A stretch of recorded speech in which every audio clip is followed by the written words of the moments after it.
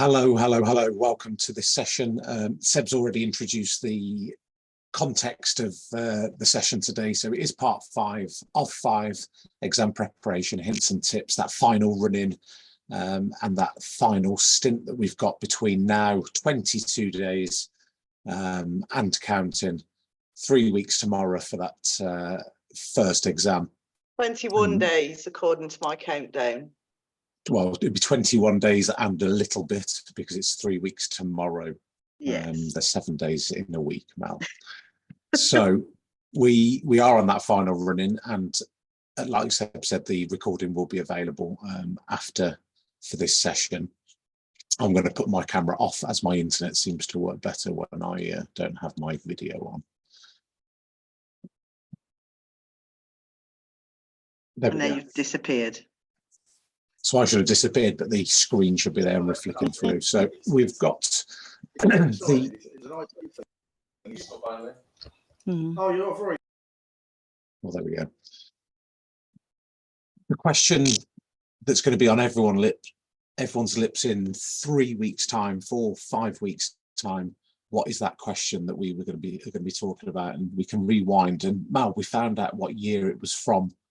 Hannah's Sweets, can you remember? Was it 2015 now? Oh, I don't know. We were talking about it the other night, weren't we? And how long ago that was is ridiculous. So what is the question that we're going to be talking about in September? And I think I allude to this every year, that there's always a question that gets out, the hype on social media. I think we have to think about the volume of students that do sit their Pearson papers, but actually even Hannah's Sweets has become very formulaic. And that top one there, again, it's one that I now have shown my higher group, my lower higher group. And the slides have disappeared, Seago. Coming back. They're coming back. So they're never that scary anyway. They do become part of our normal routine. So Absolutely. yeah, so it all kicks off. One of the things there straight away, when we do these things, we're not, whilst we are classrooms in the teachers in the classroom, you will have your own ideas. We all do things differently, so we're not professing to have the perfect answer. So there's my little health warning. One of the things I did at the start of the year was I've got a little countdown clock that's been counting down since September the 3rd when I joined this school. And my year 11s are now at the point where they're going, I can't believe that said 258 days. They were ever cheap as chips on Amazon. Not so cheap, I bought Seager one for his classroom. And it's just worth having, I think, for my year 11s, just from September, just a little bit of a thing as we go through. It's not a stressful item. It's just there. It's just showing that time's moving, and hopefully everyone's taken full advantage of it. And it has been there, like Mal said, since it arrived in the post from Amazon as a present from Mal. 21 days and a bit to that exam.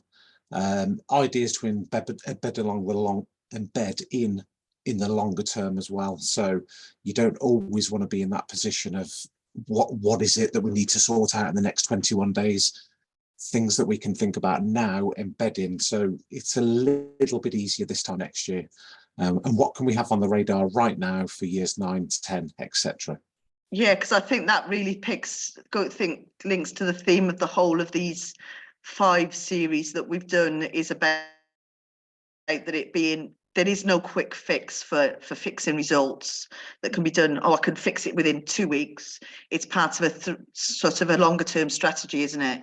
Absolutely. So this is session 5, and you can find the recordings for the original 4 on the YouTube channel, I believe. Any issues with that, let us know. And it is part and parcel of a suite. So we looked at the basics, tools, resources, marking essentials, methods, and then on to today, the final run-in for those exams. We did a session, and again, the recording available for this, we was looking at tiering decisions. And the tiering decisions was a bigger picture. That run-in from, I suppose, Key Stage 2 SATs, I think, really, isn't it? All the way through to their final exam in Year 11, how to get the tiering right, what to look at, what bumps happen along the way. So what we're going to zoom in here in this session and develop a little bit more is what happens during Year 11 in that tiering decision running. Obviously now it's about the hints, tips and resources along the way in those final 22 days, plus the little bit extra up to paper 3 as well. But it's all part and parcel of that tiering run. So please do go back and find that recording also. If we go back a little bit and then really look at these 22 days, Year 11 is all about getting the final settling in, the higher tier, foundation tier, right from that baseline when they rock up in Year 11. And like Mal says, that countdown timer was saying 200 odd days when we rock back up in September to the 22 days it's showing now. You want interventions to start as soon as possible. So again, this is little nuggets to keep on your radar and jot down on your planner on your desk for when you get back in September. And I know that still feels like a way off just yet, that summer break, but what is it that we could be thinking of that are not just intervening in the last 22 days, but part and parcel of the Year 11 running? And again, like we said, Year 9, Year 10 also. So interventions, after school revision, be the first department to start those revision sessions. We're quite proud of that, where we've worked, and particularly when we've worked together, that we're not thinking about the after school sessions on that final run in. We're thinking about it when we rock up in September. We want it to embed in the students' routine of Year 11, that Tuesday nights or Thursday nights is our revision night.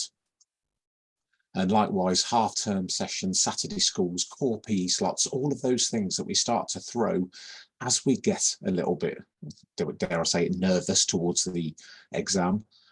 We want it to be part and parcel of the Year 11 journey. The first, likewise with tutor time maths, and if you do all those kind of things, and I suppose jig around with the timetables, some people have, or some schools have, tutor time maths for all year groups.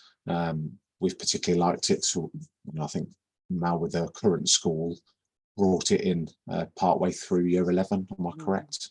Yeah, so we have a couple of maths tutor groups that we brought in at Christmas, particularly those that were falling short of a grade 4. Now we're going for those that are not quite there, and we've got those, the other group has now become those that are pushing for a 9 to try to look at our 9+ percentage, and I've still got those pushing for a 4. Primarily they've been kids that have, having done it since Christmas till Easter, they wanted to continue post Easter because they found it was helping them, which was lovely for me to hear.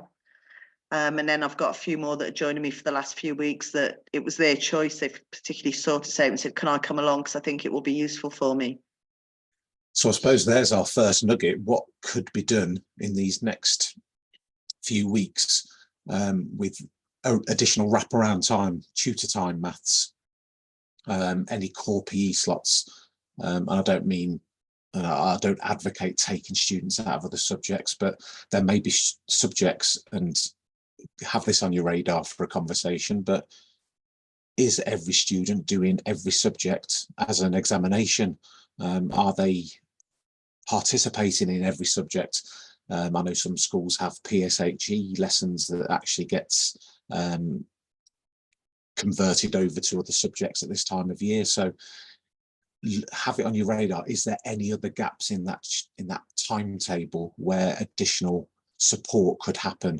And just like what Mal said there, it could be for that 3-4 borderline. It could be for your grade 9. What is it, the area of your results that are in need of a little bit of a boost going into this summer? So it could be an opportunity to do something slightly different even now. Yeah, the thing about starting early is key. All year I've been doing an after school on a Tuesday with what started off as 2 students, just my little past paper society, the maths squad we call ourselves. Well, I call us that. They don't.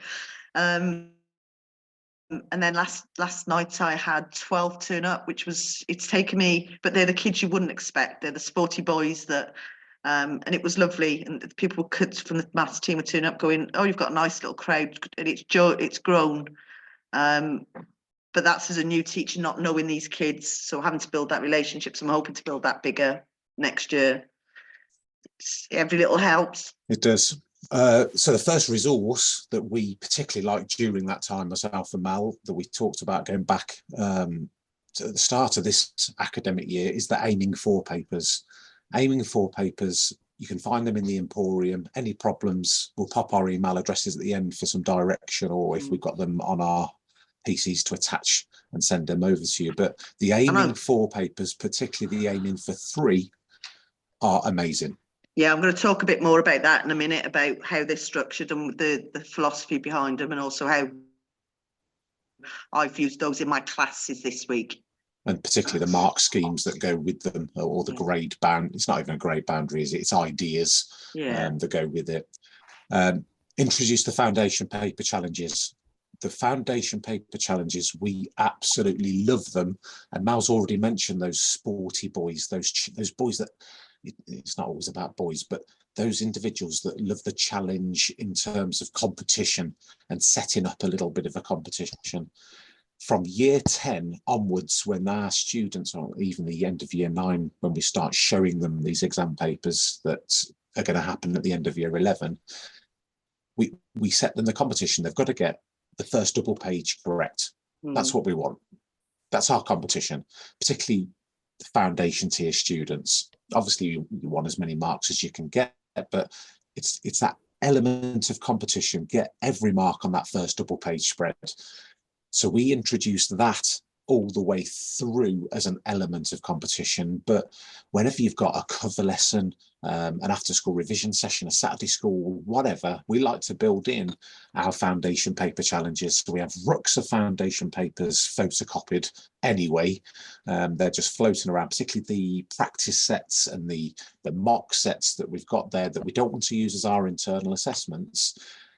We go very low stakes, not in silence, go for it. Right, let's just see how many marks we can get. And we run round quite often with the help of a TA with our groups and mark them 1 page at a time. And they're just normal papers, but they will be papers that we don't use. As an aside, if you are using any past papers or practice materials, I wouldn't go pre 2000 and probably 18. And similarly with the practice materials, I probably wouldn't go below practice set 10 because they've changed slightly.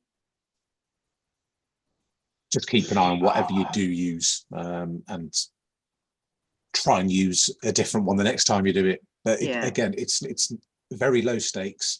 It started off actually with us when we had a cover, an ICT cover, mixed attainment, so higher tier, foundation tier. At this point now, with the final 3 weeks to go, I wouldn't put the foundation paper in front of higher tier students. You're really trying to hone them in on what they're going to see. But on that build up over year 11, year 10, that element of competition, the fact that the maths is maths, they've got to know all of the nitty gritty on all maths questions and conversions and everything that can form part and parcel of even the bigger, tougher questions on the higher tier. That element of competition,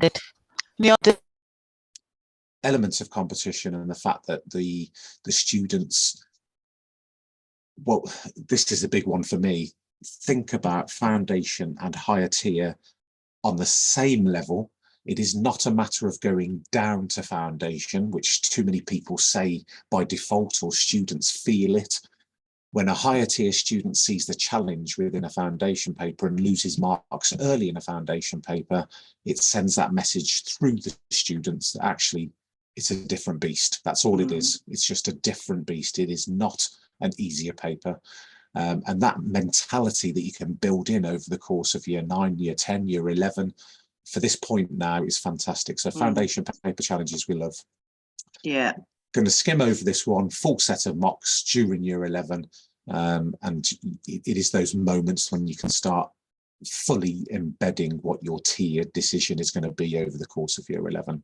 Yeah, we're taking it for granted that you've done a question level analysis or you've looked at filling in gaps. Because I think most people, that's become part of the modus operandi for most departments now, where we collect mock data. We give them the rag sheet, or we use some kind of question, and whether they're doing it or whether you're doing it centrally. So we're taking that for granted. And you're using that to inform your teaching as well. Absolutely, yeah. Particularly at this point now, and getting those final, not gaps, but areas that you want to really concentrate on to get the confidence going, but also make sure they've got their nitty-gritty understanding for everything in the higher or the foundation tier. Right, the final countdown and strong parental communication go hand in hand. We, myself and Mal, we set up at the end of year 10 a real, and it happens over year 10, but the end of year 10 is that real big introduction from ourselves and just setting our stall out for what we're going to do over the course of year 11.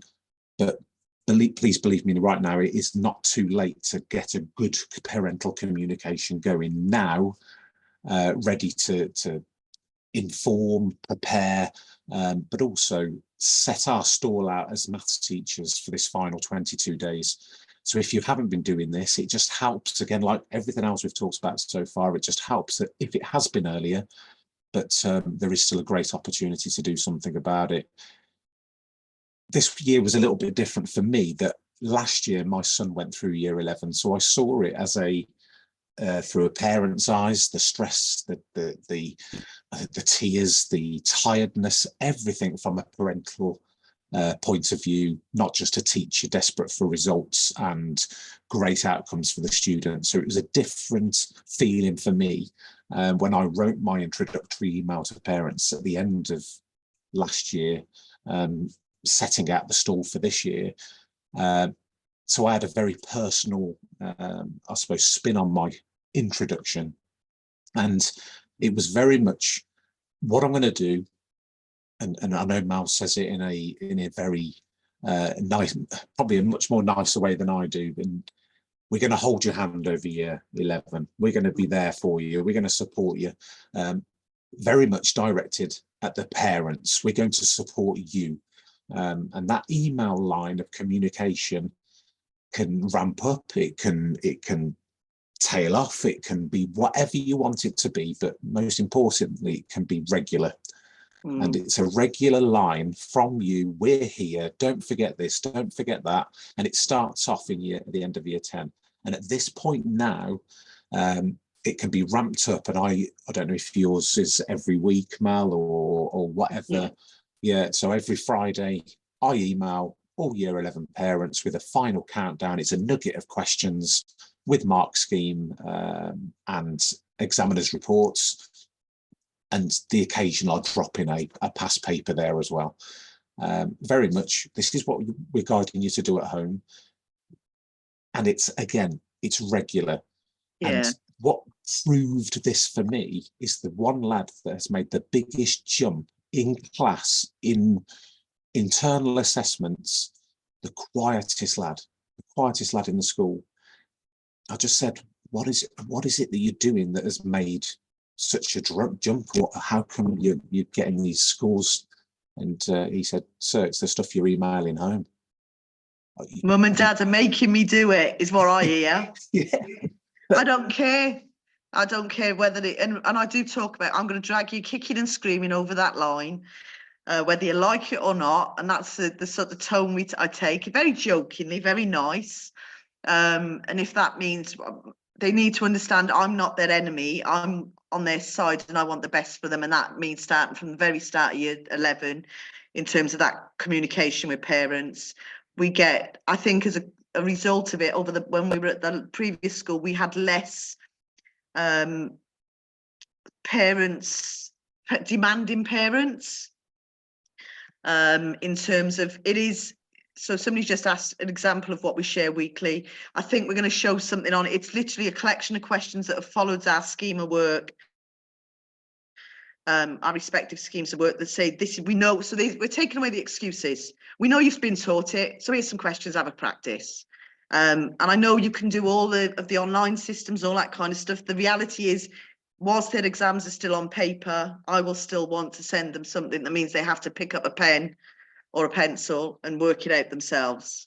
But the biggest thing I get, especially those lazy students, the ones that think they're going to revise the night before, they're coming in going, I hate you because you're talking to my mum, because she's making me do it. I've got one boy that comes up to my door to get the print. I print off half a dozen of copies of each to stick on some outside my door.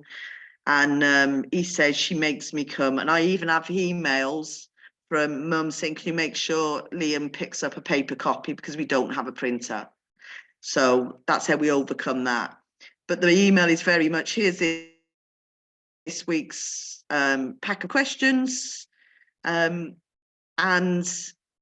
here's the mark scheme to last week. So I send the mark scheme out a week later. I don't send them together just because I'm a little bit of a control freak.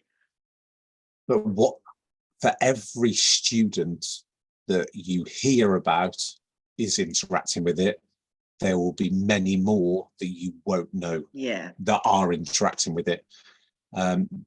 It's very easy to, like all of us in all walks of life, to accept emails in, utilize what's there, but not acknowledge that email.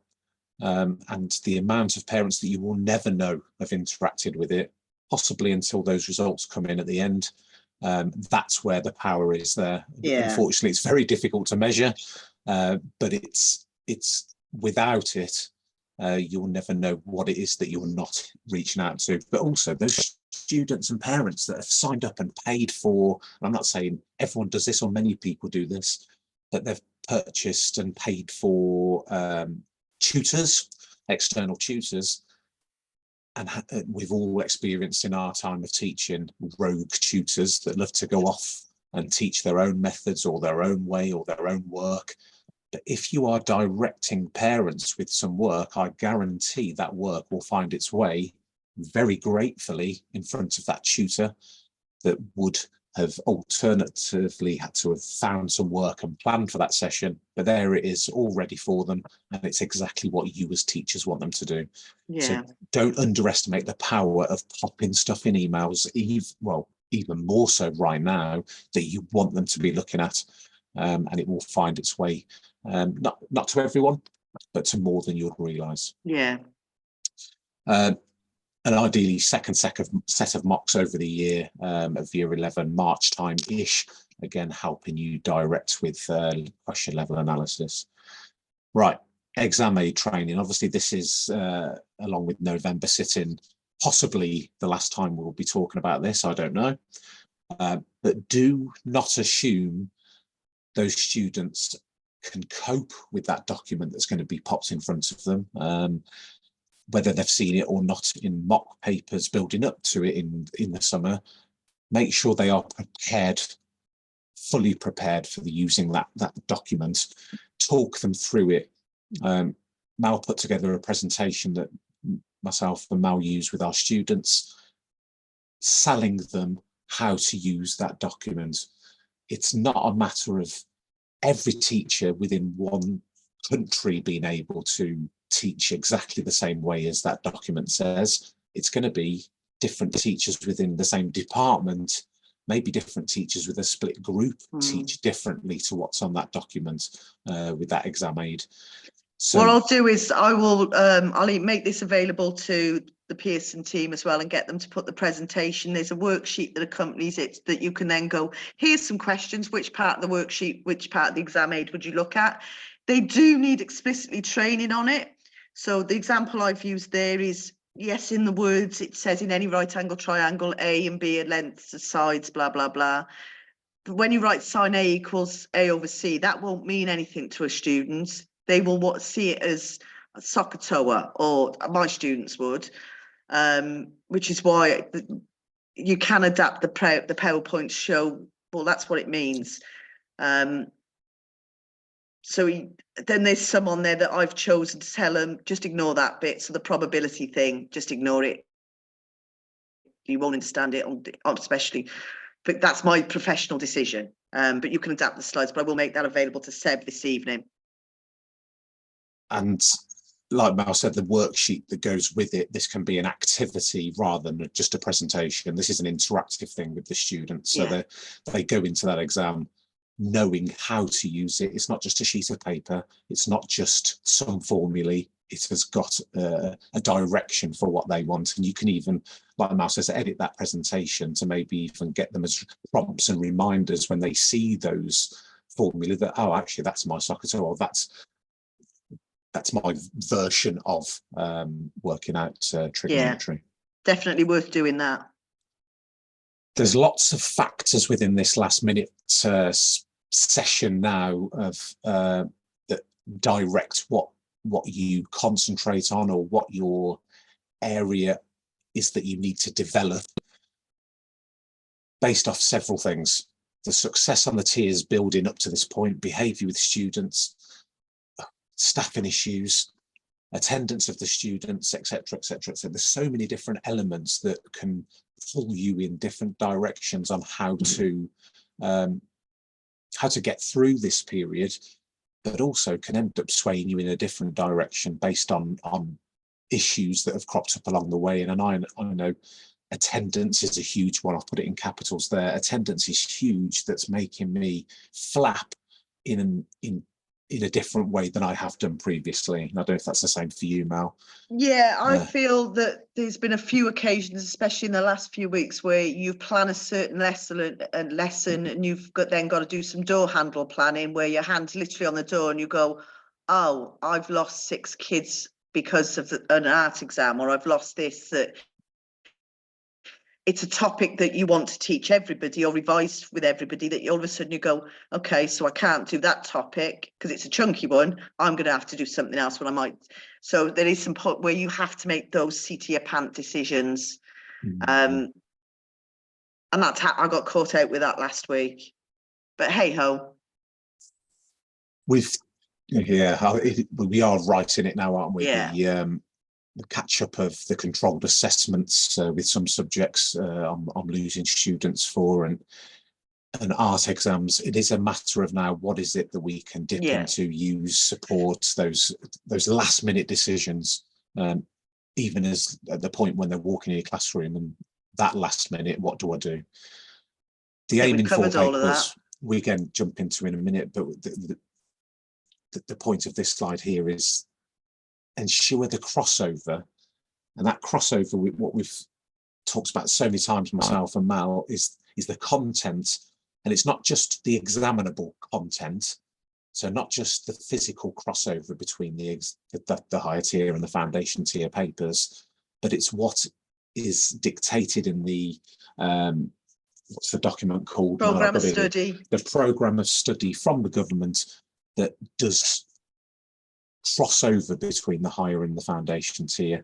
And the language of crossover, share it with the students, talk about what it is, let them know what the content is, so they're looking out for it, depending on whether they're higher tier or foundation tier, where it sits in the exam. And that can be a real big focus and an area to look at over these coming 22 days. Yeah, it's an interesting one with the crossover content for your high attainers to make sure. And there's something else I'm going to talk about without that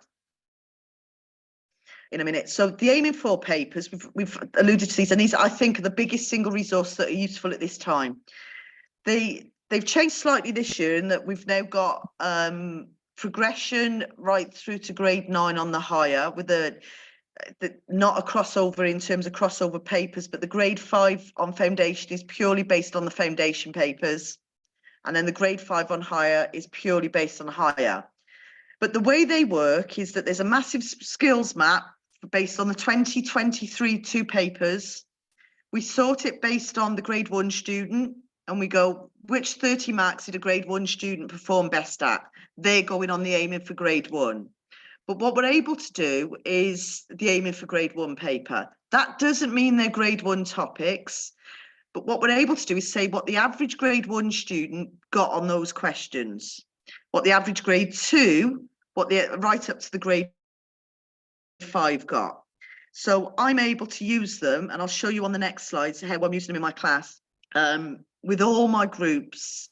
So literally started doing this about 3 weeks ago in my year 11, where I started on grade 2 because I thought grade 1 was, if I'd had more time, I would have used the grade 1. So my grades started on grade 2.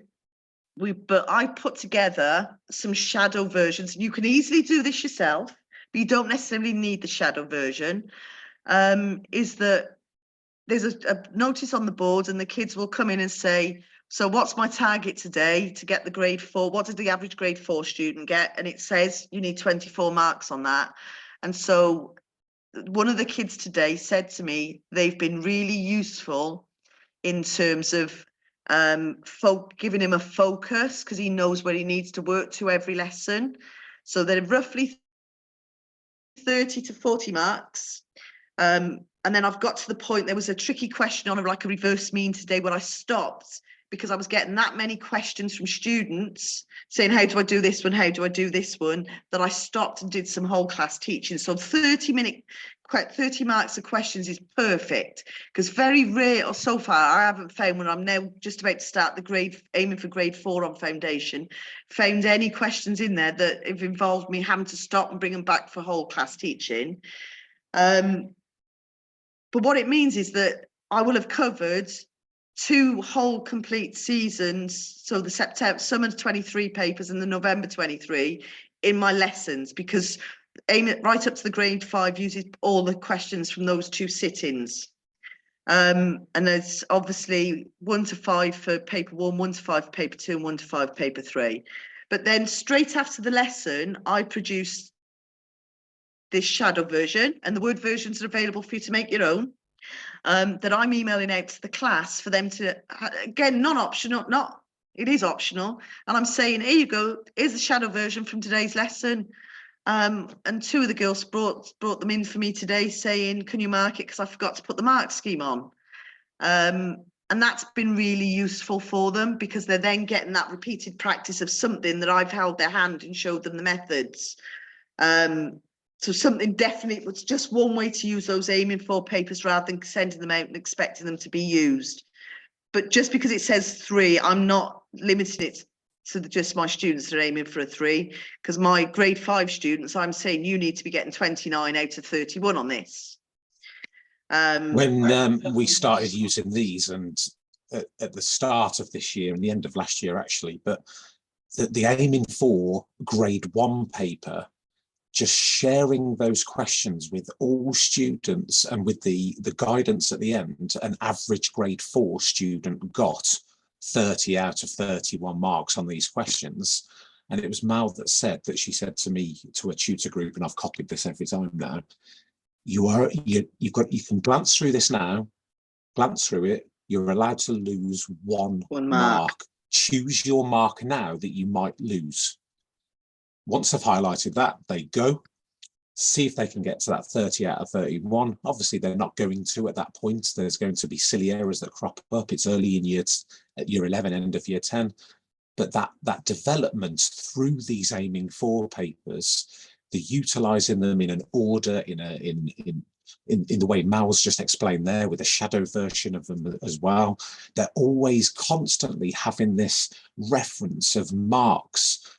Okay, their cohort is going to be different again, we know that, but using historic data, that evidence that what a grade 4 student has got on these previously, knowing a target to try and aim for, and then smash through as well to give them that buffer zone. You can't, that development over the course of year 11 is fantastic, but you've still got chance with the 22 days to build up this understanding, this kind of grade chasing element with these papers. They're my favourite, I've got to be honest. Yeah, and I use the higher, because we've now got this new grade, sort of the higher ones that are specifically the higher. I've been using them in my after schools, in my past paper club guys. And they said it was really useful because they couldn't get their Kit Kat till they'd got enough marks for grade 5. And then they had their Kit Kat, then they did the aiming for grade 6 paper. And they were really sort of desperate to get on and know how many marks. And they were like, literally, and for them, I printed them a little table so they could see. And I'd said, right, how many of you got 17? He said, yeah, I need another 4. Where can I get the next 4 from? So just because at this point, we are building in that, not perseverance, that resilience for keeping going and showing that even our grades 9 students need to be getting the early parts of the paper. They need to be nailing the aiming for grade 5 to grade 6.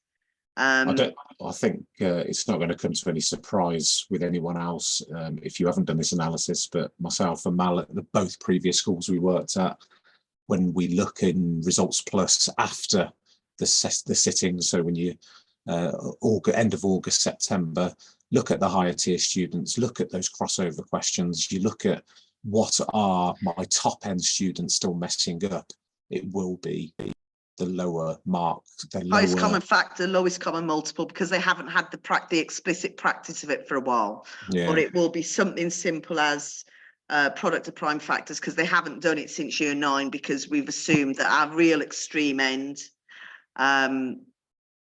don't need to practice that kind of stuff, which is where it comes back to that crossover topic, that crossover area. But the idea of the shadow versions, it's just something that you're able to do because the word versions are there. And then the final countdown, again, using Pearson's exam wizards to pull together a selection of questions. They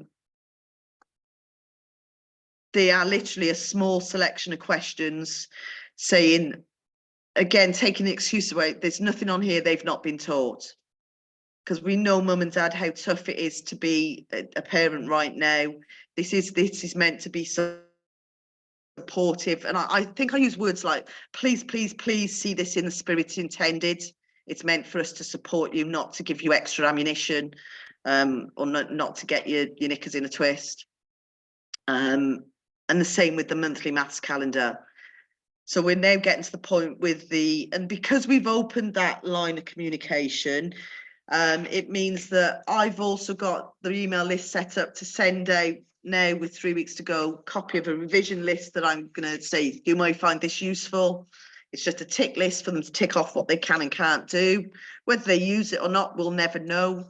And there's one for higher, one for foundation, just to say, here's something else.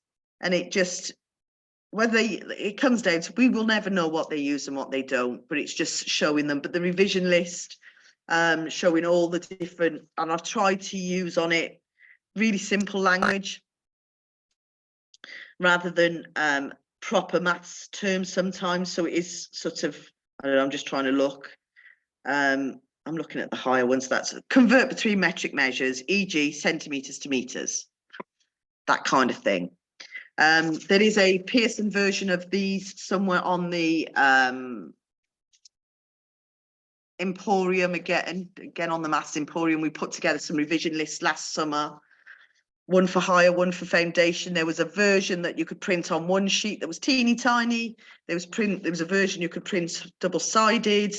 So there was lots of different versions depending on your print preferences. But just another thing to add to be able to, so I thought I printed 30, but I printed 1. You're having one of those days today. The reason of putting the maths calendar on here is it's that option it's a way of starting that communication.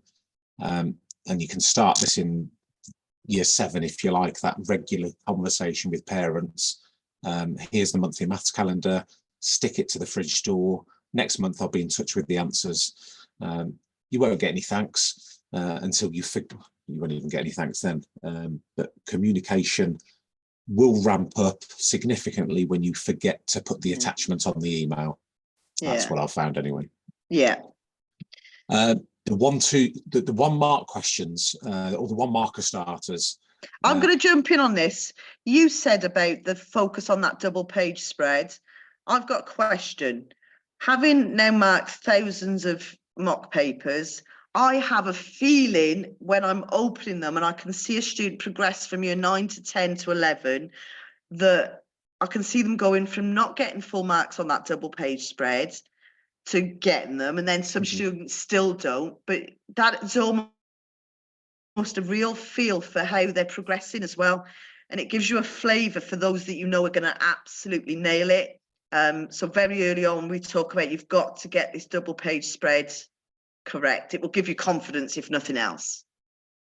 It is. It's the snowball effect, isn't it? Yeah. You get that buzz. And okay, not all of them are self-marking. You can't always guarantee it. But once they've seen so many of those ilk, those type, those we've got the one marker starters again on the Emporium, which is all the one markers from 2017 up to last summer. And they are going to be refreshed this summer. Somebody said they found them useful. It's just constant repetition of those one markers. But what we do, myself and Mal, on top of these, and I do these with year 9 students, I do to the preparing that buffer ready for when they start year 10.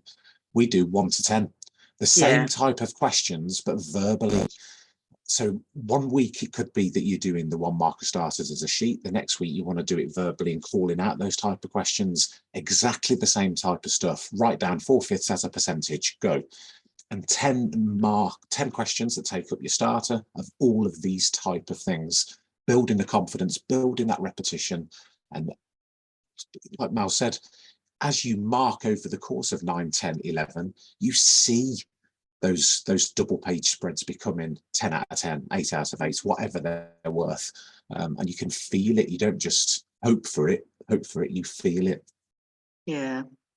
And then on the same thing that I've been using these now since funny enough, Nicola Woodford-Smith feedback in September for last year, she spoke about the first 5. And I've put together, again, you can put your own because it's based on the skills map. So I put together the first 5 from the summer papers, and I'm working my way backwards, and I've put the average score on there. And it's interesting, you as a teacher will start feeling, so I use these with all my groups, but more specifically with my year 11s and right now. Just focusing on the first 5, but also focusing on the score, the average score. So I'm using them in 2 ways. My year 11s are getting these, they're getting the diet, and first 5, I've got to nail it. Oh, but why do you think, and you as a teacher, I've got so much about metric measures has been underperforming for a long time, that conversion between centimetres and metres, and you'll see it. Every other question's like 92, 86%, and then metric measures comes along and it's 62%. So definitely worth trying to collate those 1 mark questions. Again, it's just a different twist on it, but I'm giving them the performance data say, but we just need to be better than everybody else. We need to be in that 70 odd percent. We need to be getting marks in that 70 odd percent.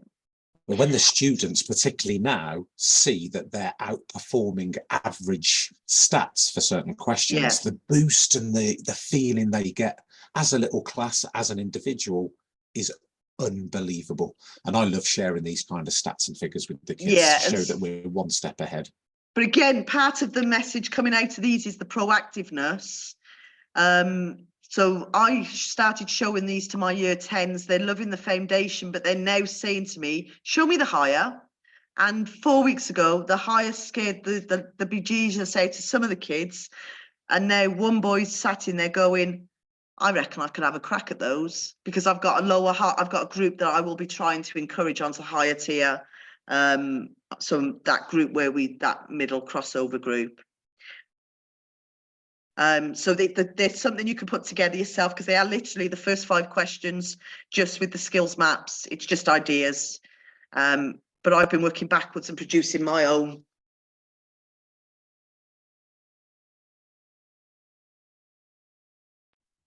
Mel, it's Nicola. There's Yes. a couple of questions in the chat. I'm doing my best to keep up with everybody on your behalf.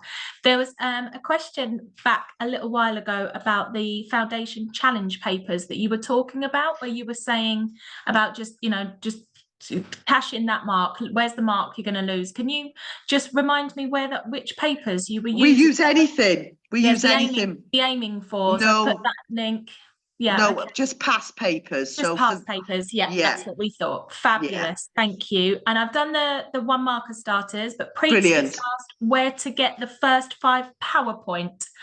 Have you got a PowerPoint that you've used, or do you just use those PDFs? It's something I've put together, so I do have some available. Oh, there you go, Preet. You need to sweet talk Mel and see if there's anything she can share. But the link to the 1 marker starters and the PDFs that you can just project on your screen, the links in the chat. Thanks, Mel. Bill. We talked about earlier, well, we keep mentioning it, crossover. I'm not going to go into it too much more now, but the crossover and the language of where it is, and have this on your radar. This is a date for you. Wednesday, the 10th of July, there is going to be an online session just like today, looking at Results Plus and Script Viewer working together. It's that new in terms of the date. Mal didn't even know. It was just about a minute before Mal jumped online this evening. That's the date, Mal. We're going to do a Script Viewer and Results Plus session, which can really set the ball. Yeah, that can set the ball rolling perfectly. So maybe we're not in that position of feeling so 100 miles an hour at this point next year. And that we'll go into this a bit more on that session. Mal mentioned a few minutes ago, Kit Kat, carrots, whatever it is you're doing, think about the students. They are being pulled left, right and centre, not just in maths, every single subject, at home.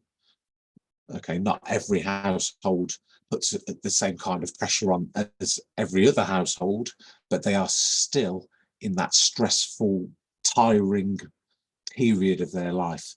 And like I said, it wasn't until last year that I saw it firsthand as a parent. So think about the carrot. Don't forget carrots. I don't, whatever they are, it could be a rubber, a pencil, as sweet as, or even something as simple as, so this was something we did at Ulster when we were together, not last school, the school before, where the kids had to get their ticket signed off for each subject, because we forget sometimes, because we're up to our necks in muck and bullets, that we forget that we're forming memories for these kids. And they were printed on really nice, well, not really nice, they printed on gold paper. Well, you sent me out searching for that gold paper. Yeah, and it cost an arm and a leg. They look beautiful, because we had an assembly where we said, look, after each exam, you go and get this signed off. And once you're done, Mr. Hyde will sign it off. And it's the kind of thing that you'd keep and you'd go in a memory box or you go in a cupboard, but just something to mark, because there is nothing worse than your end. I remember my last exam, coming home deflated, because I was like, is that it? There was nothing that marked this occasion. And they might look back and it might go in the bin for some kids, but there will be a small proportion that it's forming memories. And we forget that because we're just so busy.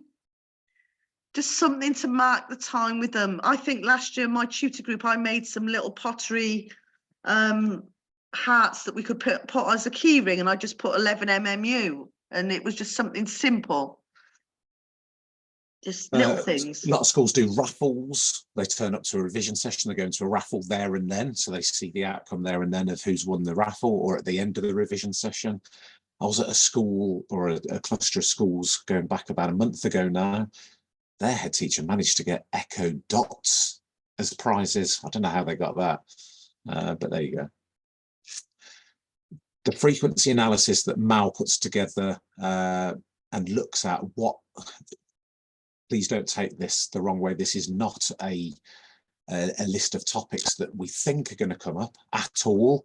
This is just using history, what happens to be examinable, what is there quite consistently through the exam series. And this is not what you concentrate on, this is just for knowledge. And it again, you can you can get the skills maps, because the enhanced skills map you can look at all the previous years. I've just gone through each paper and eyeballed it myself and said, oh, that's a histogram question, that's a two-way. what I would categorize as a two-way table question, not, oh, it's a whatever the proper assessment objective it is.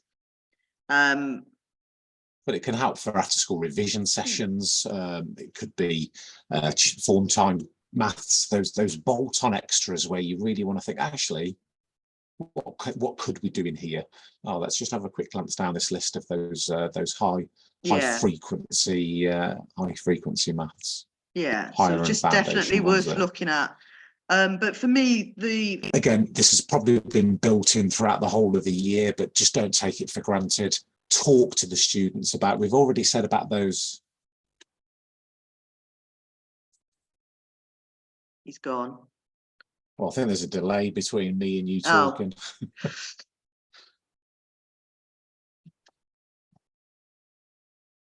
So Amani, you can use the skills map. It's the kind of thing that you could just literally sort and do a pivot table. And they are out there. But definitely knowing the papers and knowing what comes up in terms of how much time to devote to things, which I will always advocate to heads of department, give your team time to work through the papers. And then my key message from after paper one is, let's not forget, let's not dwell on paper one, let's move to paper two. So we will straight away after paper one produce a list of topics that have come up, but also what haven't. And then we produce what we call practice papers, just to give students practice of what hasn't come up. Because we're not saying it will come up, because nobody can say that, unless you're an examiner. But what we can do is say what hasn't come up. So if this hasn't come up, it may still come up, but that's not to say that just because Pythagoras came up on paper one, it wouldn't come up on paper two. So that's the kind of thing that we will do as we go into actually day 0 in 21 days, 15 hours.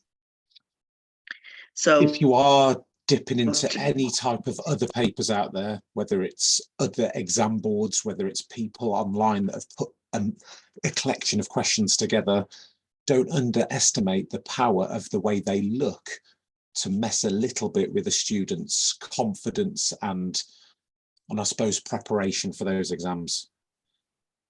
The differing versions of font, dotted lines, solid lines, working space, no working space.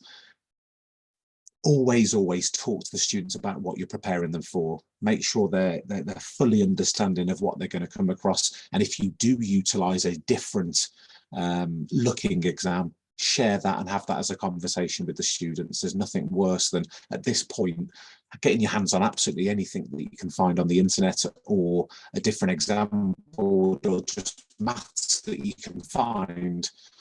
But that comfort blanket of what they're starting there for and seeing in internal assessments mocks can get ruffled a little bit at this point if you're going to throw whatever you can find at them. And I know there's differing final exam papers that people produce or best guesses or whatever you find online that look completely different to what they're going to sit in the summer, and that can have a little bit of a adverse effect. So just a word of warning with that one. Yeah. That's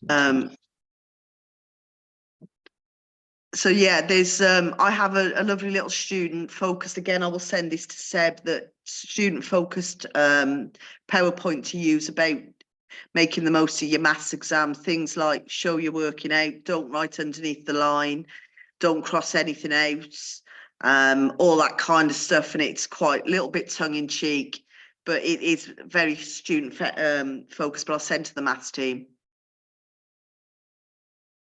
Know the mark scheme, share the mark scheme with the students, explain. Again, this presentation will be available after. Have a look through it. We're conscious of the time. We're coming to the end of our allotted slot now. But share mark schemes with the students. Talk to them through how marks are made up. This is the perfect run-in now when you're seeing exam questions to explain where marks come from. And we've got a couple of examples of where even at this point in our career, we've learned some key messages to share with the students. Yeah, and it is quite interesting about the mark schemes with students. They're really keen on I'll use a little bit of emotional blackmail, and so I share them with them, and I say, you've got to give me the ammunition because I will go into bat for you. If you're 1 mark short of the next grade boundary, I will fight to get you every grade by reviewing and remarking your papers and do whatever we need to do. But you've got to give me the ammunition. You've got to write everything down. As you're hitting this period now where you're probably having alternate timetables, and you're going to be thinking about what's happening on the day of the exam, the day before the exam, while that's being put together behind the scenes at this point now, this slide is to remind you maybe to put you would want to do things for the students. It's very easy for someone, particularly if they're not a maths teacher, to assume when you would want to put a session on. Have a look at those dates. We have got a Thursday and then 2 Mondays. It might be you want to be thinking about a Saturday session opening up, coming in. I know some schools do a Sunday online session. Just have it on your radar now while someone in your school is probably putting one of these together, and go and have a little chat with them when you're back in school tomorrow. Yeah, it's something we've always advocated, the alternate timetable. I think where the student, you keep the kids in as long as you can until it just naturally dies out, where they just not get anything from the sessions. The focus has got to be, whatever you use, it's got to be exam questions. Exam Wizard, if you're not have access to it, is invaluable, but exam questions from anywhere. But we just like to spice it up. We make it look a little bit different. So last summer I produced a load of mishmash, but it's literally an Excel sheet with the questions that I print on A3, or revision clocks, or holiday challenges, but they are all past questions. I may tweak them, change the names, change the numbers, but just trying to look at different ways to make it look different to an exam paper. And again, I couldn't believe giving them that clock, how just making them work around in a circle was completely different feeling to the lesson as it would be if I gave them 12 exam questions. Yeah, and what's hysterical about it is probably there's enough marks here for a grade 4 that if you'd given it to in a paper, they probably wouldn't have got half of it completed. Think about those exam mornings. What are you going to do on the day of the exams? We've got 3 exams, of all which being an AM start. So think about what to do in the morning that doesn't bring added stress, worry.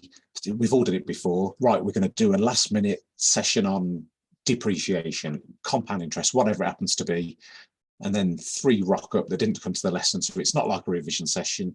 It ends up feeling that you're starting off the exam in the wrong way. So everyone can have access to something that they are revising, and there may be the odd question there, I'm not sure on that, and you can help out on an individual basis.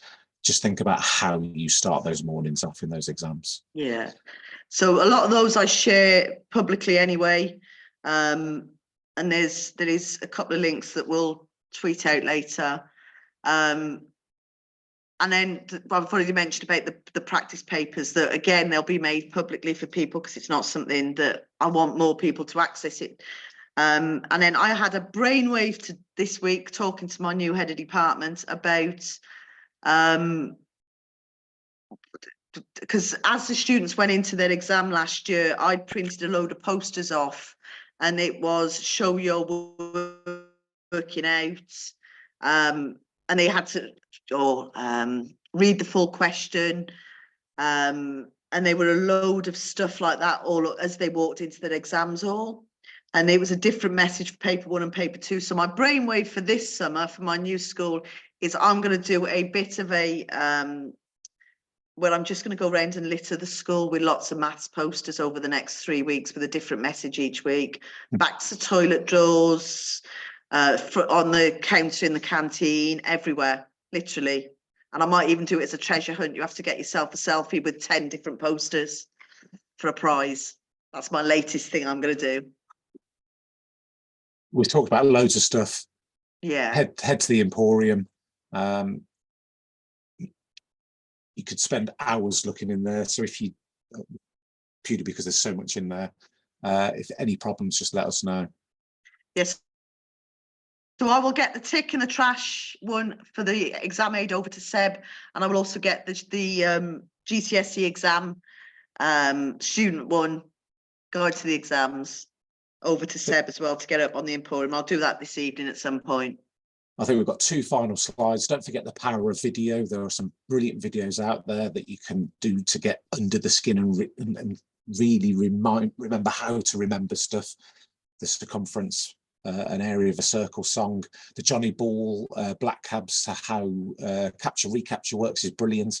The power of 10 video from 1977, still there, still going strong. And then finally on this slide, just be confident going into the exam of the equipment that they've got in front of them. Are they using the same calculator? Do they have a 30 or a 15 centimetre ruler? Does it have millimetres on? The exam aid that we've talked about there, the protractor as well, half protractor, full protractor. What do you use in class? Just have all that on your radar, and not forgetting tracing paper. Don't forget tracing paper. We do have other slides there that go back into year 9 and 10. Talking of tracing paper, can I show you the world's worst tracing paper? That's just how you've ripped it. No, it's just paper. You can't see through it. The very excited extended math certificate is coming. We have the Getting Ready to Teach events on the 13th and 25th of June.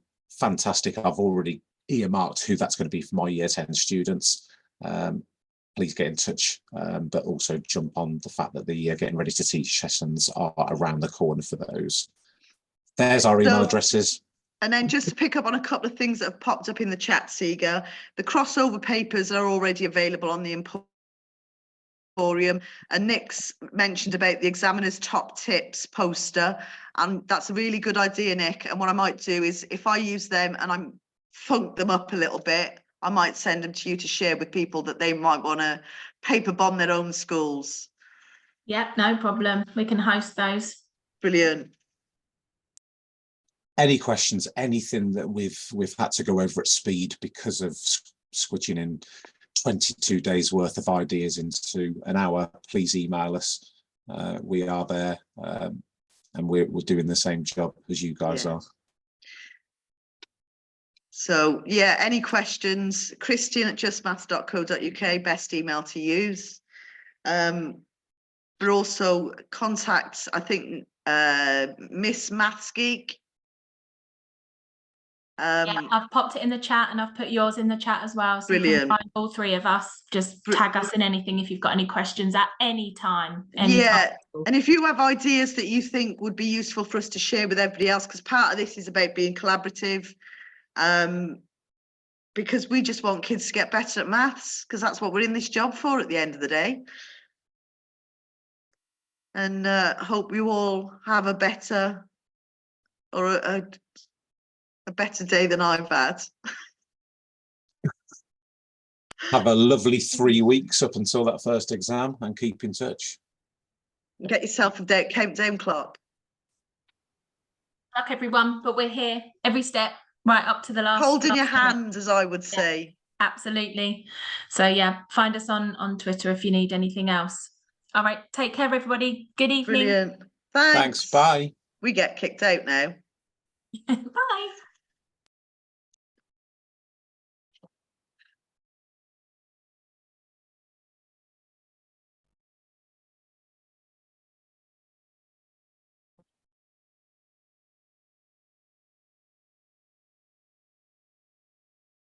Oh, we haven't been kicked out then.